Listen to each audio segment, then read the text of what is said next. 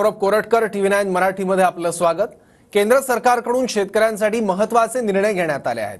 कांदा निर्यातीवरील किमान निर्यात मूल्य मर्यादा रद्द करण्यात आली आहे। केंद्र सरकारने कांद्यावरील निर्यात शुल्क 40% वरून 20% इतकं कमी करण्याचा निर्णय घेतला आहे। खाद्यतेलाच्या आयातीवर 20% शुल्क आकारण्यात येणार आहे। रिफाइंड सोयाबीन, सूर्यफूल आणि पाम तेलावर कस्टम शुल्क 12.50% वरून 32.50% करण्याचा निर्णय घेण्यात आला आहे। बासमती तांदळाच्या निर्यातीवरील किमान निर्यात मूल्य मर्यादा सुद्धा रद्द करण्यात आली। केंद्र सरकारच्या या निर्णयानंतर अजित पवार यांनी केंद्र सरकार आणि अमित शहांचे आभार मानले आहेत। तर काय ट्विट केलं याच्यात एकनाथ शिंदे यांनी कांदा निर्यातीवरचं किमान शुल्क हटवण्याचा निर्णय घेतल्याबद्दल पंतप्रधान मोदींना मी शेतकऱ्यांच्या वतीने धन्यवाद देतो।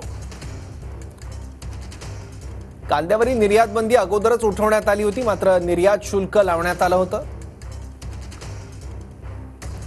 त्यामुळे शेतकऱ्यांना अडचणीला सामोरं जावं लागत होतं। मी देखील या संदर्भात केंद्राला विनंती केली होती।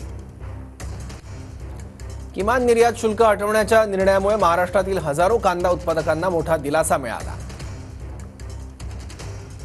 कांदा निर्यातीत लक्षणीय वाढ होईल आणि शेतकऱ्यांचं उत्पन्न वाढेल। कांदा निर्यातीवरचं किमान शुल्क हटवण्याचा निर्णय घेतल्याबद्दल पंतप्रधान मोदींना मी शेतकऱ्यांच्या वतीने धन्यवाद देतो।